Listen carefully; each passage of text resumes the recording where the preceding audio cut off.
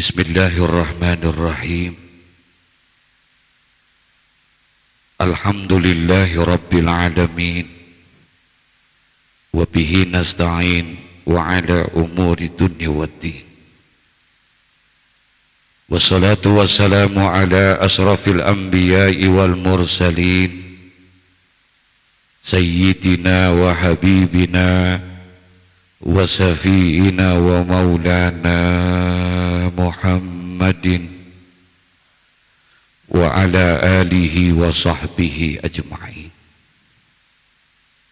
Para ulama, para guru, para asatidzah yang sangat saya hormati dan muliakan, para guru-guru kita, wabil khususil khusus Hadratul Walid Kiai Haji Muhammad Husni Tamrin, kita doakan beliau panjang umur, sehat walafiat, diberikan kesehatan yang sempurna lahir dan batin.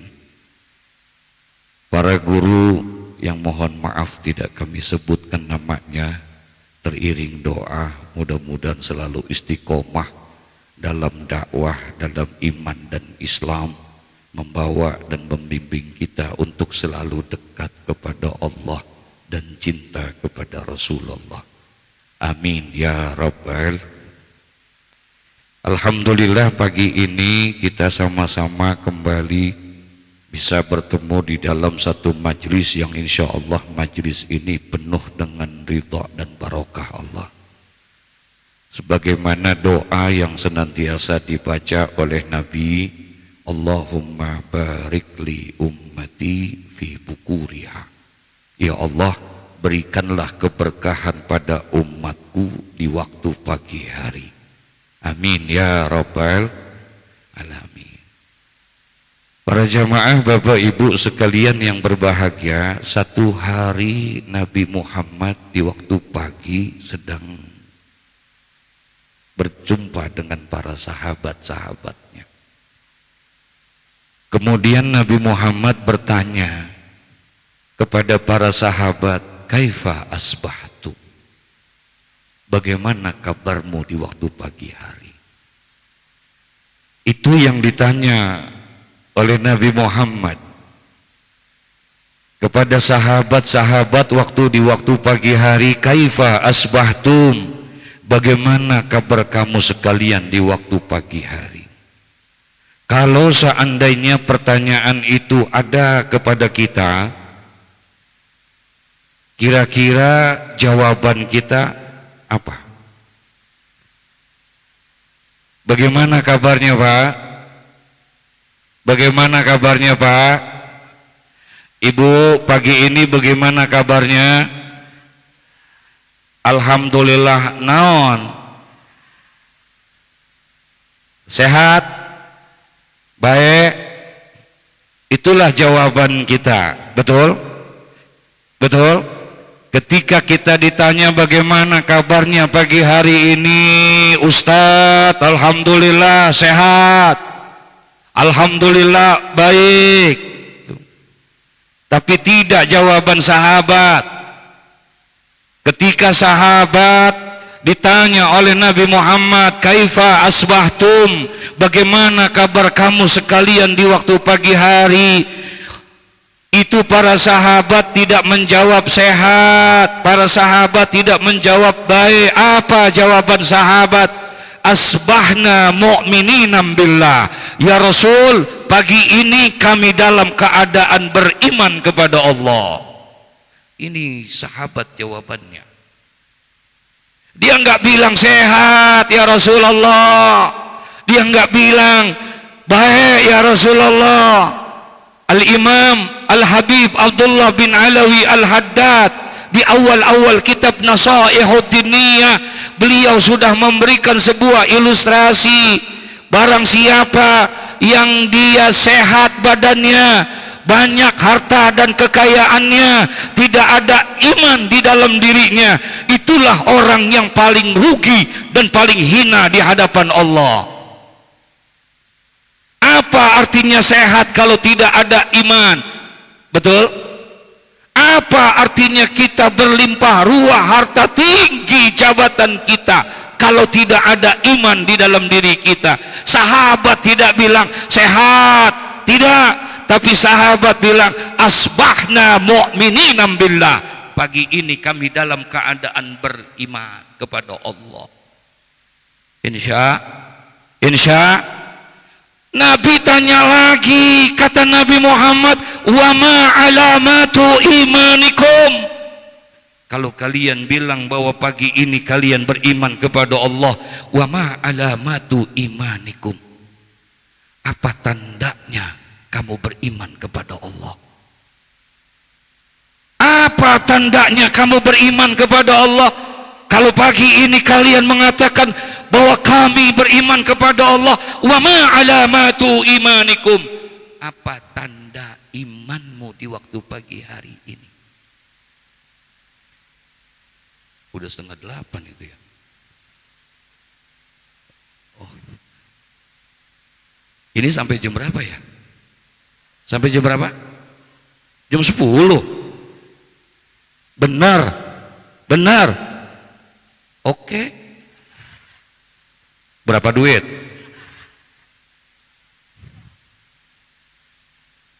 Ditanya sama Nabi, wa ma alamatu imanikum, apa tanda imanmu di waktu pagi hari ini? Ngomong iman gampang apa susah? Gampang apa susah? Ya Rabbana, jangankan kita saudara, jauh di sana ada orang yang tidak sholat, yang tidak ngaji, yang tidak zikir, yang tidak pernah ibadah. Tanya sama mereka, Kang, kumaha akang beriman atau tidak? Pasti jawabannya betul. Kang, akang percaya sama surga sama neraka? Percaya. Mau masuk surga, masuk neraka? Jawabannya surga. Sholat, ngaji, mungkin punya orang dalam kali dia di surga. Ditanya sama Nabi Muhammad, wa ma alamatu imanikum, apa tanda imanmu kepada Allah di waktu pagi hari ini? Bapak Ibu, apa jawaban sahabat? Ini dia, naskuru ala raha wa nasbiru ala bala wa narda ala qada. Allahumma sholli ala sayyidina Muhammad. Ini jawaban sahabat, tanda imanmu apa, kata Nabi Muhammad? Mereka menjawab, naskuru ala raha, kami bersyukur atas nikmat yang telah Allah berikan kepada kami. Saudara, pagi-pagi saudara, toko belum buka, betul, warung belum buka, belum kerja, belum usaha, tapi kita sudah bersyukur atas nikmat yang telah Allah berikan. Ini duduk begini, ini nggak gampang saudara. Kalau bukan karena pertolongan Allah nggak bisa, betul. Demi Allah, hadir ke majlis-majlis seperti ini, kalau bukan karena nasrun minallah, kalau bukan karena pertolongan Allah, berat saudara, berat. Kalau bicara yang sehat, banyak yang sehat, banyak gak? Banyak tidak? Kalau bicara sehat, banyak yang sehat. Kalau bicara masalah banyak duit, mungkin lebih banyak mereka dibandingkan kita. Tapi terlalu banyak orang-orang yang diberikan nikmat sehat, diberikan nikmat uang, rizki, tapi ditutup pintu hidayahnya oleh Allah. Hari ini kita bisa berkumpul, ini nikmat yang sangat besar saudara. Pagi-pagi kita bisa berkumpul di dalam satu majlis yang menurut Nabi adalah merupakan raudhatun min riyadil, ini taman di antara taman-taman surga. Masya Allah, kita sudah bertasbih, kita bertakbir, bertahlil, bertahmid, kita sebut asma min asma'illah, kita beristighfar kepada Allah, kita mengucapkan kalimatut tauhid, la ilaha illallah, bahkan kita bersolawat kepada Sayyiduna Muhammad. Ini Masya Allah nikmat yang luar biasa saudara. Kalau bukan karena pertolongan Allah nggak bisa. Demi Allah, jangankan untuk datang ke tempat ini, jangankan untuk hadir berzikir saja, kalau bukan karena pertolongan Allah tidak bisa saudara. Semua sih bisa ngomong subhanallah walhamdulillah wala ilaha illallah wallahu akbar, bisa tidak? Bisa. Semua orang bisa la ilaha illallah, bacanya bisa, tapi untuk mengamalkannya kalau bukan karena pertolongan Allah tidak akan bisa saudara. Ada seorang sahabat Nabi Muhammad, anak muda, tapi mereka ini anak muda orang yang luar biasa. Nabi senang sama dia. Ini anak muda bukan hanya berani, pintar dia, gagah orangnya, tampan rupanya. Siapa namanya? Mu'az bin Jabal. Ada sahabat namanya Mu'az. Halo, assalamualaikum.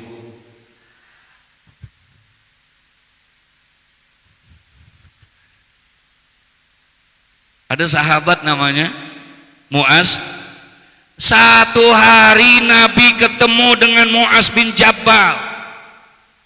Kemudian Nabi Muhammad pegang tangannya Mu'az bin Jabal. Kemudian kata Nabi Muhammad, ya Mu'az, wallahi inni la uhibbuka. Wahai Mu'az, demi Allah aku menyukai engkau, aku mencintaimu wahai Mu'az. Summa usika, aku ingin kasih wasiat kepadamu. Mu'az, aku sayang kepadamu, aku ingin kasih wasiat kepadamu. Bertanya Mu'az bin Jabal, apa wasiatnya ya Rasulullah? Kemudian Rasulullah mengatakan, ya Mu'az, la tada'anna fi duburi kulli salah.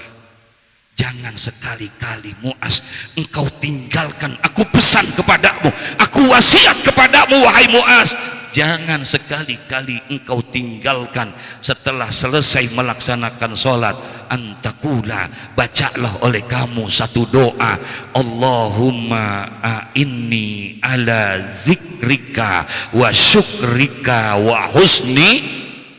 Allahu Akbar. Ini wasiat Nabi Muhammad. Ini yang dikatakan oleh Nabi Muhammad, aku pesan, aku wasiat kepadamu wahai Mu'az. Ya Mu'az, la tada'anna fi duburi kulli salah. Jangan sekali-kali engkau tinggalkan Mu'az selesai sholat. Sholat apa saja, mau maktubahkah itu, zuhur, asar, maghrib, isya, subuh, atau tahajud, atau duha.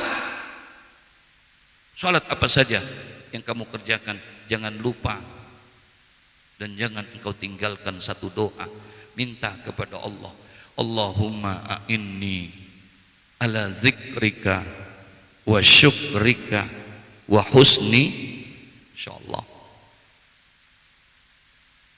Allahumma a'inni ala zikrika, ya Allah, tolong aku ya Allah, bantu aku ya Allah, ala zikrika, agar aku bisa berzikir kepadamu. Kalau bukan karena pertolonganmu, aku tidak bisa ya Allah. Betul? Dari pagi sampai sore berapa banyak zikir yang kita baca? La ilaha illallah, berapa banyak kita baca? Kalau bukan karena pertolongan Allah, kita tidak bisa saudara. Istighfar yang kita baca, istighfar, apalagi tadi Al-Habib Abdullah Alawi Al-Haddad yang kita baca, beda saudara. Semua bacaan yang disusun di dalam Ratibul Haddad itu semua dibaca 3. Betul? Tapi ada 2 kalimat yang berbeda. Ketika kita baca la ilaha illallah wahdahu la syarikalah, lahul mulku wa lahul hamdu yuhyi wa yumit wa huwa ala kulli, berapa kali? Berapa kali? 3. Subhanallah walhamdulillah wa la ilaha illallah wallahu akbar. 3. Subhanallah wa bihamdihi subhanallah. Berapa kali? Rabbana ighfir lana wa tub alaina innaka antat tawwabur rahim. 3. Allahumma salli ala sayyidina Muhammad, Allahumma salli alaihi wasallim. 3. A'udzu bikalimatillahi tammati min syarri. 3. Bismillahilladzi la yadurru ma'asmihi syai'un fil ardi wala fis samai wa huwa samiul. Berapa? Radina billahi rabba wa bil islami dina wa bi Muhammadin. Berapa kali? Bismillah walhamdulillah wal khairu wasyarru. Berapa? Amanna billahi wal yaumil akhir tubna ilallahi batinan. 3. Ya Rabbana wa'fu anna wamhul ladzi. 3. Ya dzal zalali wal ikram amitna ala dinil. Sabraha? Berapa? 7 saudara. Dibedakan oleh Sayyidina Al-Habib Abdullah bin Alawi Al-Haddad. Ya dzal zalali wal ikram amitna ala dinil Islam. 7. Ini salah satu bukti bahwa yang namanya suksesnya seseorang di hadapan Allah. Orang sukses di hadapan Allah, Allah tidak lihat harta dan kekayaan kita. Betul? Suksesnya orang di hadapan Allah, Allah tidak lihat tinggi jabatan dan kedudukan kita. Suksesnya seseorang dilihat di akhir hayatnya, apakah dia beriman atau tidak. Ya zal zalali wal ikram amitna ala dinil. Semua 3 itu 7. Ya qawiyu ya ikfisarat. Berapa? Berapa? Aslahallahu umural muslimin sarafallahu saral. Ya aliyu ya kabir ya alimu ya sami'u ya latifu. Berapa? 3. Ya farijal ham ya kasifal gham ya man li'abdihi. Coba lihat yang terakhir. Astaghfirullah rabbal baraya. Astaghfirullah. Berapa? Berapa? 4. 2 ini yang dibedakan oleh Al-Habib Abdullah bin Alawi Al-Haddad. 1714. Istighfar. Inna likulli da'in dawa. Wad dawa'uz zunub al-istighfar. Setiap penyakit itu pasti ada. Setiap penyakit itu pasti ada. Wadawa'uz dzunub, obat daripada dosa-dosa kita adalah istighfar. Insya istighfar. Lazimkan diri kita untuk memperbanyak istighfar. Dia bukan hanya bisa al-istighfar tajlibur rizqa. Yang namanya istighfar bisa mendatangkan rizki buat kita saudara. Dan istighfar bisa menghapuskan dosa-dosa kita. Bahkan istighfar bisa menarik orang dari doa-doanya dikabulkan oleh Allah. Ada seorang ulama besar namanya Imam Ahmad bin Hambal.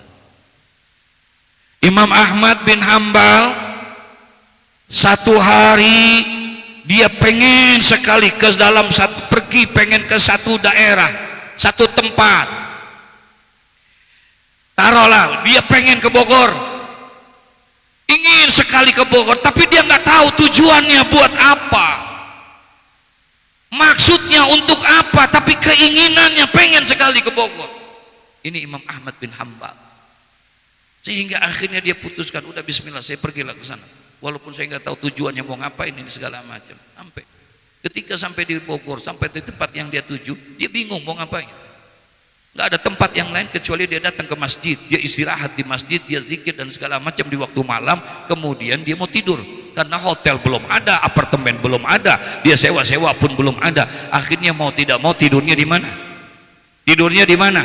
Di masjid. Ketika dia mau tidur di masjid, ternyata merbot. Tahu merbot, Pak? Merbotnya galak. Kemudian diusirlah Imam Ahmad bin Hambal. Nggak boleh dia tidur di situ. Diusir ini Imam Ahmad bin Hambal. Dia nggak kenal bahwa itu adalah seorang ulama besar, murid daripada Imam Syafi'i. Imam Ahmad bin Hambal muridnya Imam Syafi'i. Imam Syafi'i muridnya Imam Maliki. Imam Maliki muridnya Imam Hanafi. Secara masyayikh, silsilah masyayikh, nyambung mereka. Imam Ahmad bin Hambal diusir. Ini orang nggak tahu kalau ini ulama besar. Akhirnya mau tidak mau keluar. Bingung dia mau kemana. Tiba-tiba dekat masjid itu ada seorang tukang roti yang dagang, ada kios roti di situ.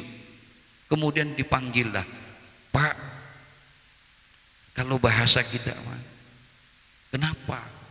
Iya, saya mau istirahat tapi nggak bisa. Diomelin sama itu, nggak boleh mungkin. Takut kotor dan lain sebagainya. Terus mau tinggal di mana? Mau nginep di mana? Saya juga bingung mau kemana, nggak ada.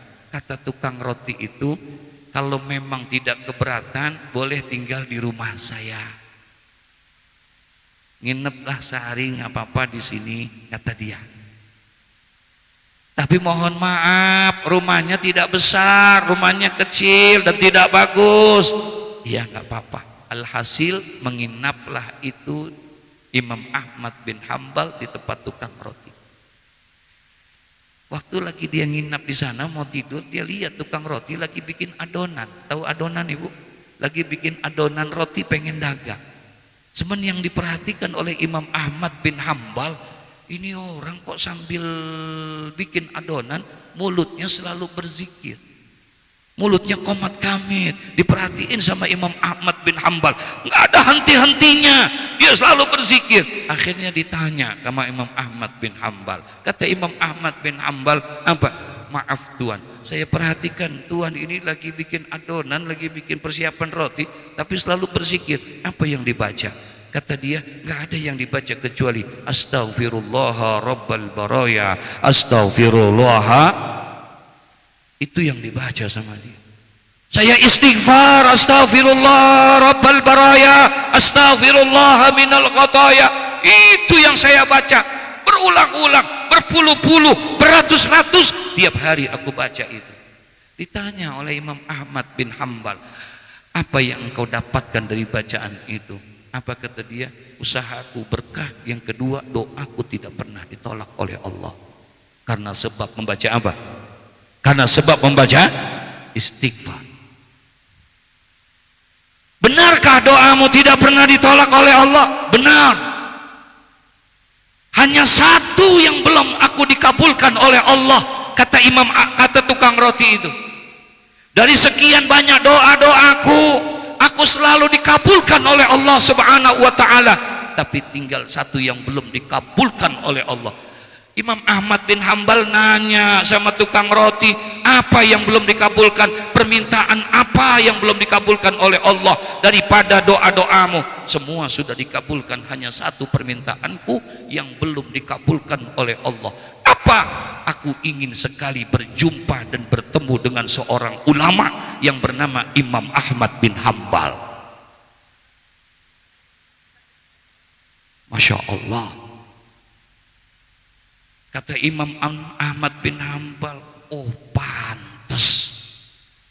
Kenapa hati saya tertarik untuk datang ke tempat ini?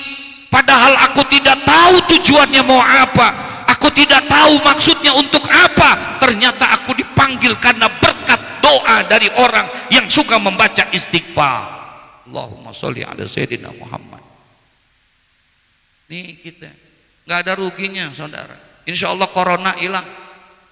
Allah angkat ini wabah dengan zikir. Ini imun yang paling kuat saudara. Imun yang paling kuat adalah berzikir kepada Allah. Karena yang namanya corona adalah makhluk. Kalau dia makhluk berarti ada khalik. Betul. Jangan jauh-jauh kepada sang pencipta makhluk. aya anjing gede, anjing helder galak, gonggong terus. Kira-kira kalau ada anjing yang seperti itu, sikap kita kumaha? Halo? Ini ada orangnya apa kagak sini? Sikap kita gimana? Lari. Kalau kita lari dikejar. Terus naon? Aya anjing, nyebutnya nggak enak ya. Ada anjing helder gede galak gonggong mulu, kita ada di situ. Terus bagaimana caranya? Apa kita lari? Kalau kita lari dikejar kita sama anjing itu, kita lempari batu digigit kita sama anjing itu, lalu gimana? Satu-satunya adalah datangi sang pemilik anjing. Betul? Datangi sang pemilik anjing, ngomong baik-baik, datang baik-baik sama sang pemilik anjing. Pak, mohon maaf ya Pak, ini kan jalanan umum, banyak orang-orang kalau anjingnya itu gonggong, kesian yang tua-tua, ntar kalau dia kaget jatuh meninggal. Betul? Kesian yang kecil-kecil. Pak, mohon maaf, kalau memang bisa bagusnya dikandangin Pak, diikat. Datangnya baik-baik, ngomongnya baik-baik, apalagi datangnya bawain tales. Kira-kira yang punya, oh iya baik, terima kasih, nanti saya masukin kandang. Sama. Begitulah ilustrasi yang digambarkan oleh Imam Ghazali. Kalau memang ada anjing helter yang galak, datengin yang punya. Sama. Kalau ada ini corona, jangan jauh-jauh kepada yang punya corona. Betul? Dekatkan dia, minta sama dia agar diangkat dan dijauhi corona. Amin ya Rabbal. Itu seharusnya yang kita kerjakan. Itu yang seharusnya ini menembus salawat kita kepada Nabi Muhammad. Ya Rabbana, pagi-pagi kita bersolawat. Benar, kita tidak pernah berjumpa dengan Nabi Muhammad, kita tidak pernah bertemu dengan Nabi Muhammad, tapi hubungan kita akan nyambung dengan Nabi Muhammad berkat salawat kepada Nabi Muhammad. Saya boleh cerita sedikit? Boleh? Kalau enggak saya pulang nih. Boleh? Satu hari, ini sholawat. Satu hari saya diundang ceramah di daerah Jakarta Pusat. Saya nggak sebutin nama. Dah. Kemudian sorenya menjelang acara, kira-kira ba'dal asar ditelepon. Assalamualaikum. Waalaikumsalam. Pak Kiai, mohon izin, mohon maaf, sekedar mengingatkan Pak Kiai, nanti malam acara di tempat kami. Oh iya, baik, insya Allah. Izin Pak Kiai, nanti habis maghrib kami dan panitia akan datang menjemput. Baik. Singkat cerita, datanglah itu panitia di waktu Isya. Habis maghrib dia jalan, sampailah di rumah saya Isya. Datang bertiga, satu supir, dua yang jemput panitia. Dah. Setelah sembahyang Isya selesai, zikir dan lain sebagainya, berangkat saya naik mobil jemputan. Naiklah saya mobil, sopir di depan.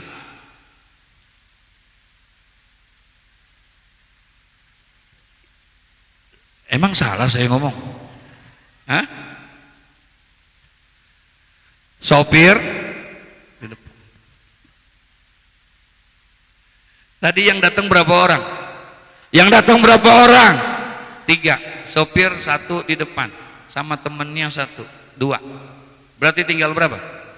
Tinggal berapa? Tinggal 1. Duduk di samping mas saya di mobil tengah, di kursi yang tengah. Duduk sama saya, anak muda.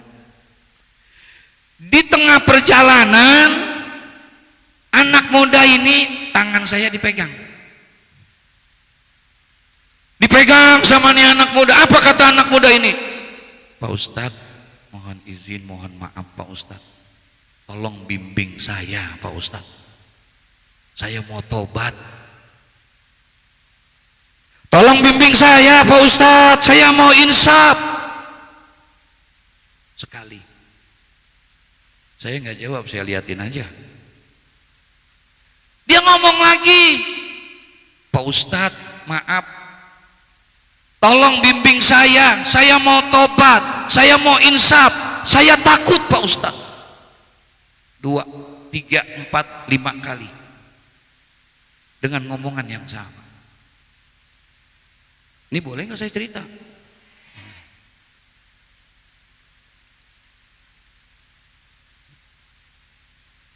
Sampai mana gua lupa dah.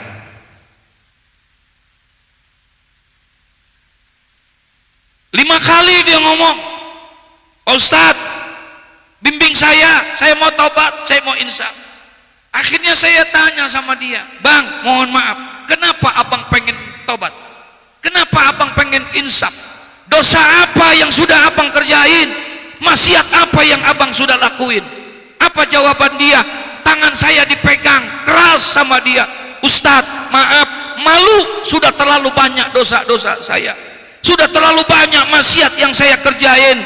Saya sudah zina, saya sudah judi, saya sudah minum, begitu banyak dosa yang sudah saya kerjain.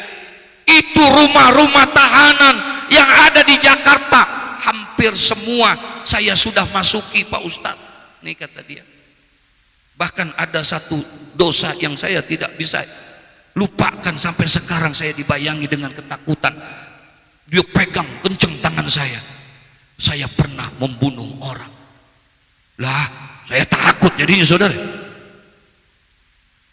Saya pernah membunuh orang, kata dia. Ibu mohon maaf, ini anak muda Pak, di dalam mobil dia buka baju kokohnya, dia angkat kainnya. Saya lihat dengan mata kepala saya sendiri, sekujur tubuhnya dari ujung kaki sampai ujung lehernya, sekujur tubuhnya penuh dengan apa? Tato. Tolong saya Ustadz, saya mau tobat, saya mau insaf. Dah selesai sampai ceramah. Saya ceramah, selesai ceramah saya pulang, naik mobil lagi. Waktu saya masuk ada dia lagi, ada dia lagi di mobil.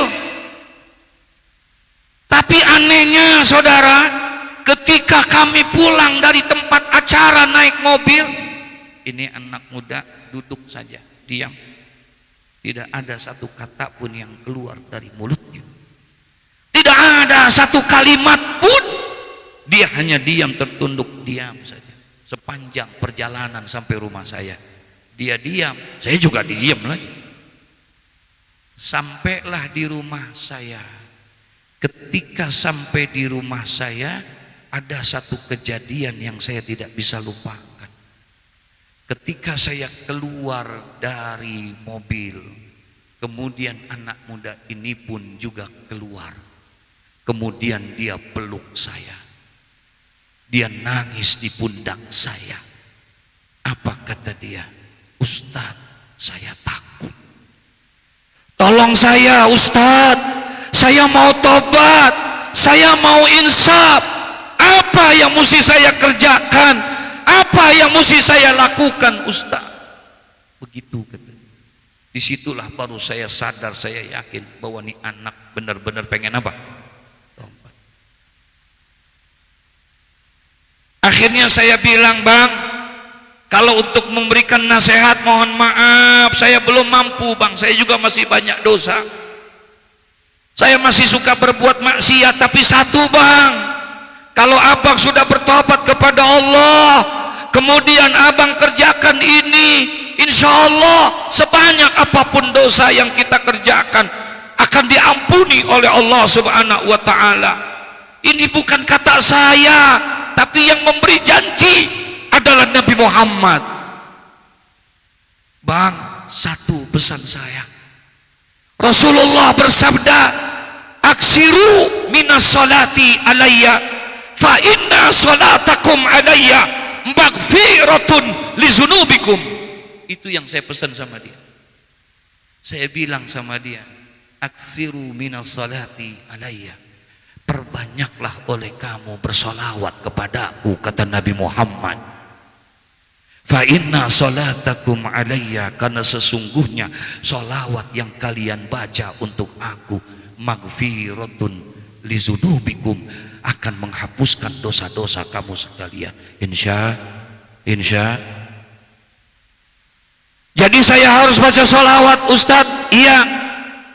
Berapa saya harus bacanya, Ustadz? Kapan saya harus bacanya? Di mana saya harus baca? Saya bilang, bacalah sebanyak-banyaknya. Kapan? Kapan saja. Di mana? Di mana saja. Silakan. Kemudian kata anak muda ini, terima kasih Pak Ustadz, mulai malam ini saya akan amalkan itu. Saya minta izin, saya minta redoknya. Kemudian dia permisi pulang. Dah. Udah segitu doang ceritanya.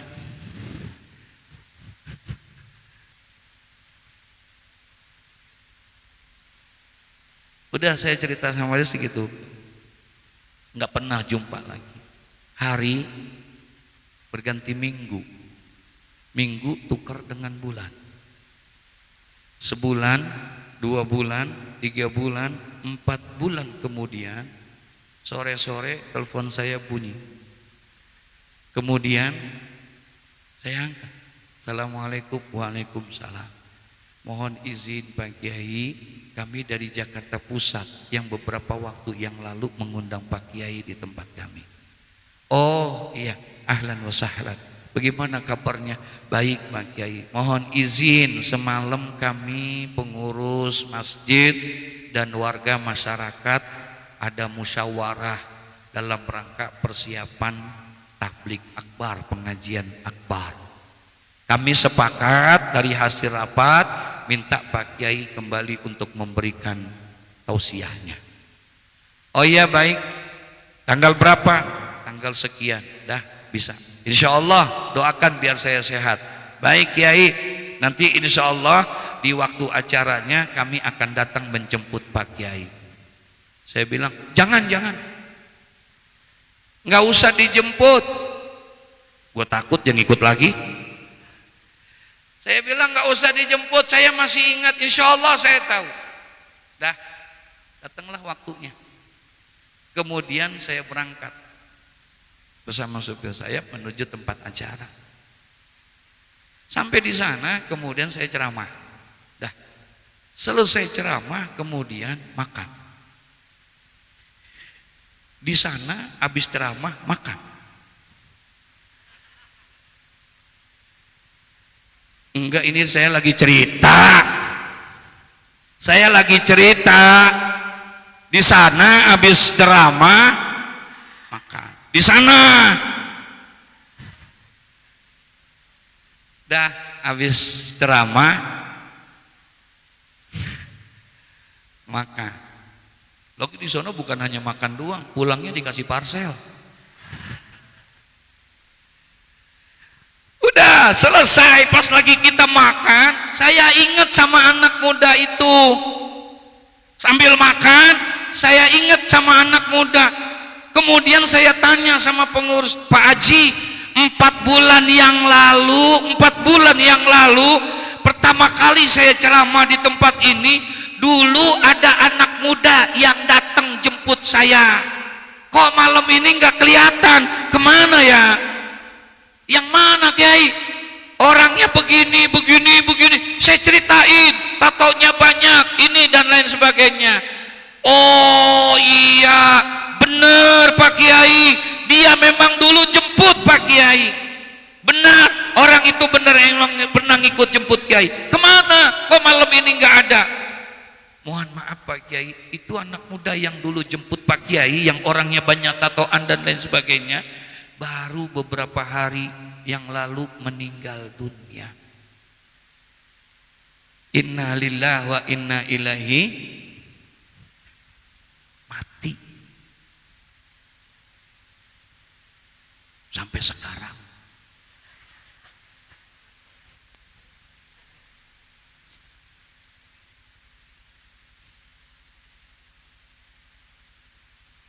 Saya nggak kaget yang namanya dia mati, enggak, demi Allah saya nggak kaget. Saya nggak terkejut dengar dia meninggal dunia. Al mautu babun wa kullun nasi dakhiluhu. Kematian itu laksana pintu, siapapun akan bisa masuk ke dalam pintu kematian itu. Betul. Yang namanya mati nggak mesti harus tua. Yang namanya mati nggak perlu harus sakit. Siapapun mau sehat mati, sakit, yang tua mati, yang muda mati, yang sembahyang mati, yang nggak sembahyang semua mati. Saya nggak kaget dengar dia meninggal dunia, demi Allah nggak kaget. Tapi ada satu yang membuat saya iri.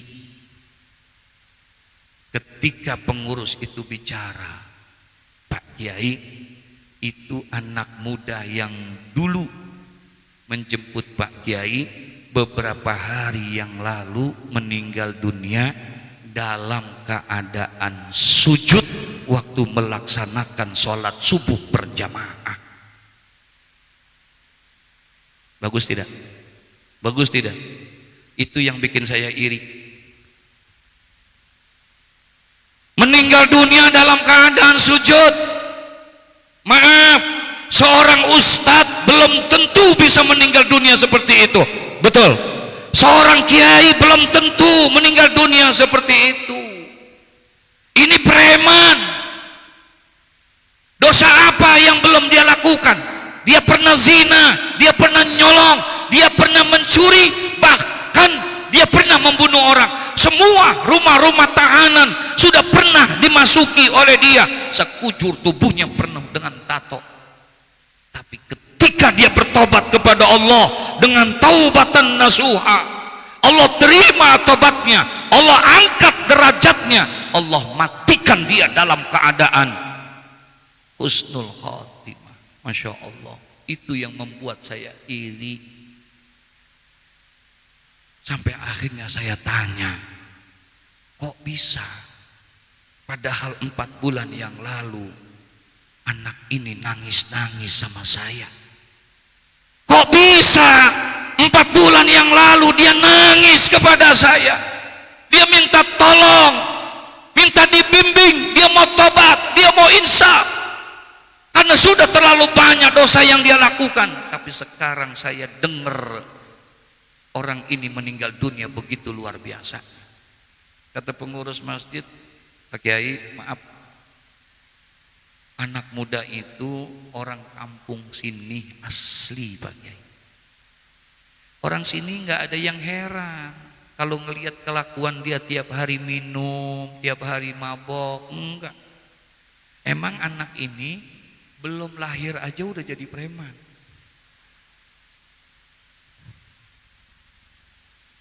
Sebab emaknya preman, bapaknya preman.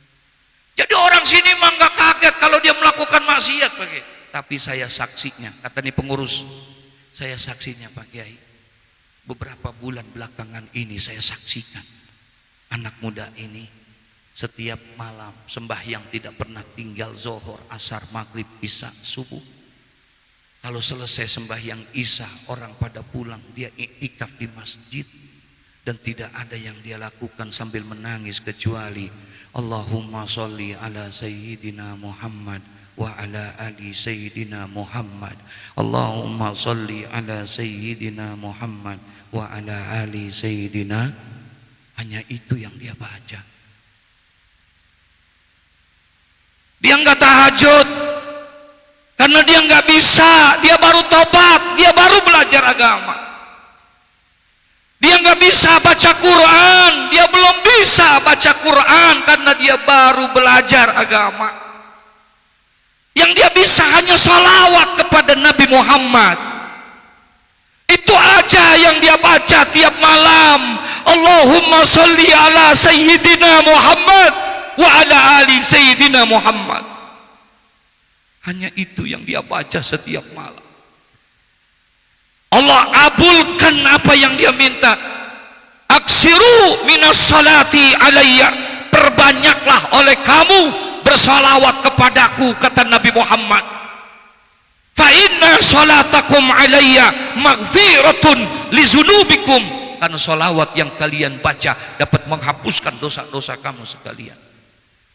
Insya ya Rabbana, teringat saya ada satu hadis di mana satu malam malaikat Ijrail datang kepada Nabi Muhammad. Ibu kenal sama malaikat Ijrail? Halo? Mau kenalan? Bapak kenal, Pak? Mau nomor handphonenya enggak? Saya punya nih. Teringat saya ada satu hadis. Datang malaikat Ijrail kepada Nabi Muhammad, duduk di hadapan Nabi Muhammad. Fa'asnada rukbatayhi ila rukbatayhi, dia adu dua dengkulnya dengan dengkulnya Nabi Muhammad. Duduk dia adu dengan dengkulnya Nabi Muhammad. Faqala, kemudian berkata malaikat Ijrail, ya Rasulullah, man shalla alaika min ummatika, wahai Rasulullah, barang siapa yang suka membaca salawat kepadamu wahai Rasulullah, aku berjanji, aku bersumpah di hadapanmu, ana akbidu ruhahu kama kabatul arwah al anbiya wal mursalin. Saya janji ya Rasulullah, di hadapanmu saya bersumpah, buat orang yang suka membaca salawat kepadamu, nanti aku akan cabut ruhnya sebagaimana aku cabutnya ruh para nabi dan para rasul. Allahumma sholli ala Sayyidina Muhammad. Nih Pak, salawat yang kita baca, beruntung kita, Allah gerakkan hati kita untuk bisa datang ke tempat ini. Alhamdulillah, demi Allah, ini bukan pertemuan yang sia-sia. Langkah-langkah Bapak menuju tempat ini, langkah-langkah Ibu menuju tempat ini, bukan langkah yang sia-sia. Insya Allah, satu langkah kaki kanan kita mendapatkan satu kebaikan di hadapan Allah. Insya Allah, satu langkah kaki kiri kita menggugurkan dosa-dosa kita, saudara. Ini baru jalannya saja. Ibu, bapak nggak usah pikirin apa yang ada di rumah. Kata Nabi Muhammad dalam kitab Tajridus Shorih, orang yang jalan menuju ke majlis zikir, orang yang jalan menuju kepada majlis ilmu, ketika dia keluar dari rumahnya, Allah sudah utus dua malaikat. Satu malaikat Allah suruh jaga rumahnya, yang satu untuk menghantarkan pergi dan pulangnya. Insya Ibu nggak usah khawatir, bapak nggak usah khawatir, duduk saja di tempat ini.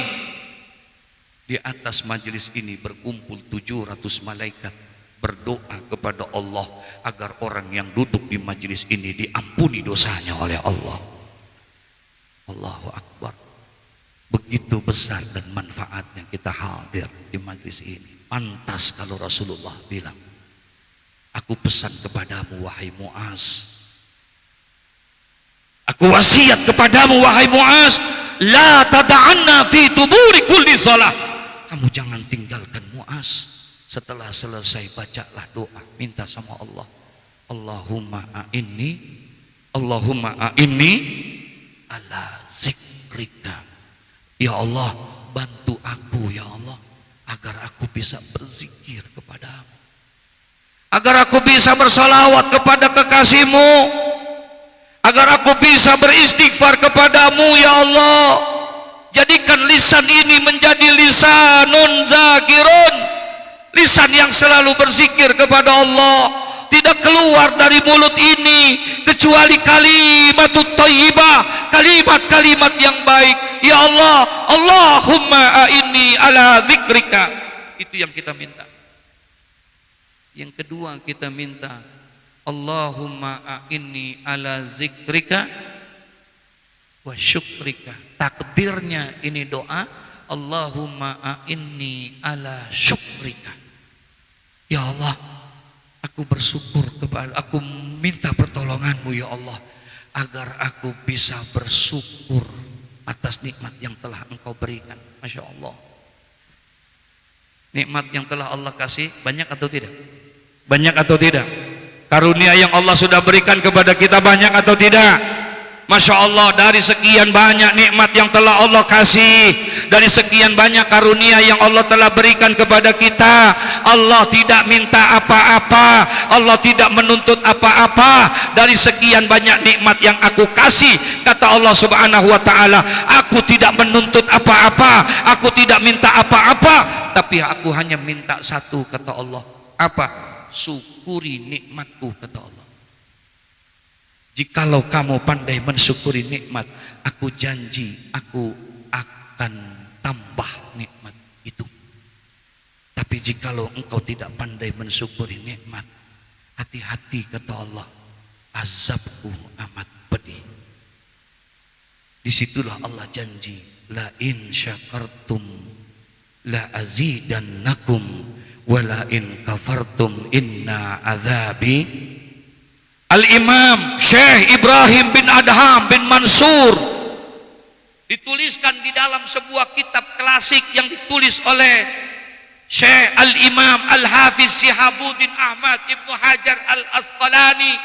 Pernah terjadi dialog antara Ibrahim bin Adham bin Mansur ketika ditanya tentang kalimat doa yang ada di dalam Al-Quran. Wa qala rabbukum ud'uni astajib lakum. Ditanya Tuan Imam Syekh Ibrahim, Tuan Syekh, aku baca dalam Al-Quran ada ayat yang berbunyi ud'uni, mintalah kepadaku, berdoa dan bermohonlah kepadaku, kata Allah, maka aku akan kabulkan doamu. Kata Imam Ibrahim, benar, memang ada doa itu, ayat itu dalam Al-Quran. Lalu apa masalahnya? Maaf Tuan Imam, saya sudah berdoa berhari-hari, pagi, sore, siang, malam saya selalu bermohon kepada Allah. Tapi kenapa sampai saat ini doa saya belum dikabulkan oleh Allah? Kenapa permohonan saya belum diperkenankan oleh Allah? Padahal Allah janji bahwa semua doa pasti diabain. Apa katanya? Kata Imam Ibrahim bin Adham bin Mansur, dari sekian banyak jawaban beliau, ada satu yang menyebabkan doamu tidak dikabulkan oleh Allah. Akaltum ni'mata rabbikum walam tashkurulah. Kalian makan nikmat Allah, tapi kalian tidak pernah bersyukur atas nikmat yang telah Allah berikan. Begitu banyak Allah kasih nikmat kepada kita, tapi ternyata kita tidak pandai bersyukur. Padahal hanya itu yang Allah minta. Dan cara bersyukur pun tidak terlalu berat. Betul?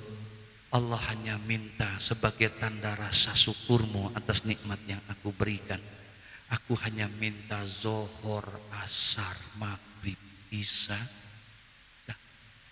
Kerjakan yang 5 ini, kata Allah. Apabila engkau kerjakan zohor, asar, maghrib, isya, subuh, engkau lakukan dengan baik, engkau lakukan dengan benar, engkau lakukan dengan mudawamah, istiqamah, engkau lakukan itu dengan baik dan benar, cukup, aku sudah senang, kata Allah. Berarti engkau telah mensyukuri nikmatku, kata Allah. Zohor, asar, maghrib, isya, subuh, cukup. Aku enggak marah kalau engkau tidak tahajud. Aku enggak marah kalau engkau tidak duha. Karena tahajud hukumnya sunnah. Aku tidak marah kalau engkau tidak tahajud, engkau tidak duha. Tapi aku marah, kata Allah, kalau subuh kamu tidak kerjakan, kalau zuhur kamu tinggalkan. Aku akan marah. Ketahuilah saudara, terlalu mudah buat Allah. Yang di atas bisa jadi di bawah. Betul? Yang di atas bisa jadi di bawah, yang di bawah bisa jadi di atas. Yang sehat bisa jadi sakit, yang sakit bisa jadi nih. Innama amruhu idza arada syai'an ay yaqula lahu. Terlalu mudah buat Allah. Syukuri nikmat Allah. Allahumma a'inni ala zikrika wa husni ibadatik.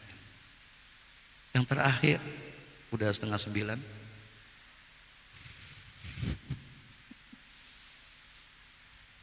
Yang terakhir, Allahumma inni ala husni ibadatika. Ya Allah, tolong aku ya Allah, agar aku bisa meningkatkan dan membaguskan amal ibadahku kepadamu ya Allah. Masya Allah, ini wasiat dalam sekali bahasa. Yang pertama, kita minta agar kita dibantu oleh Allah bisa berzikir kepada Allah. Yang kedua, kita minta sama Allah agar Allah memberikan pertolongan agar kita bisa apa? Bersyukur kepada Allah. Yang ketiga, kita minta sama Allah ke depan kita bisa memperbaiki hidup kita menjadi lebih baik lagi di hadapan Allah. Amin ya rabbal.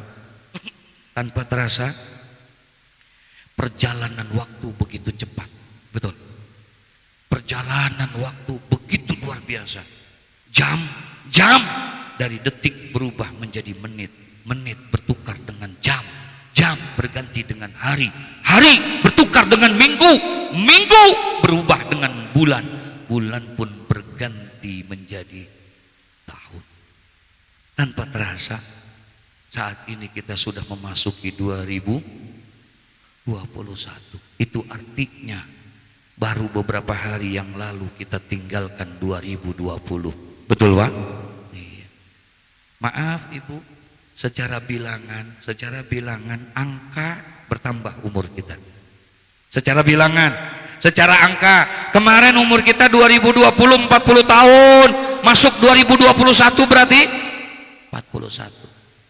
Kemarin umur saya 30 tahun Ustadz, 2020 iya, tapi masuk 2021 jadi 31 kita. Kalau kemarin umur kita 50 jadi 51, 60, 70 tambah umur kita. Secara bilangan angkanya bertambah. Secara bilangan angkanya bertambah umur kita. Tapi demi Allah ketahuilah bahwa jatah hidup kita di hadapan Allah semakin apa? Semakin apa? Berkurang. Jatah hidup kita bukan bertambah di hadapan Allah. Inna ahadakum yujma'u khalquhu fi batni ummihi arba'ina yawman nutfah. Tuh udah dicatat sama Allah ketika manusia ada di dalam rahim sang ibu. Ketika kita berada di dalam rahim sang ibu, dari segumpal darah, dari mani berupa segumpal darah, segumpal daging, ketika 120 hari Allah utus malaikat, kemudian wa yu'maru bi arba'i kalimatin, Allah pun perintahkan kepada malaikat itu, apa kata Allah? Uktub ajalahu, tulis ajalnya. Padahal lahir aja belum, tapi sudah ketahuan ajal kita. Masya Allah. Tapi saya doain biar panjang umur semuanya, sampai 250 tahun. Kok nggak mau? Hah? Kok katanya mau panjang umur? Pantes Nabi Muhammad pernah doa gini, ya Allah, janganlah engkau panjangkan umur umatku sebagaimana panjangnya umur umat Nabi dan Rasul yang lain. Jangan ya Allah. Nabi nggak mau. Kata Nabi Muhammad, ya Allah, jangan engkau panjangkan umur umatku sebagaimana panjangnya umur umat Nabi Nuh 900 tahun. Ini kalau umurnya 900 tahun bagaimana ya? Jangan ya Allah, jangan kau panjangkan umur umatku sebagaimana panjangnya umur umat Nabi Musa, Nabi Isa, Nabi Ibrahim.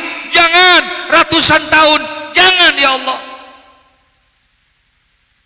Makanya umurnya Nabi Muhammad nggak ada yang panjang.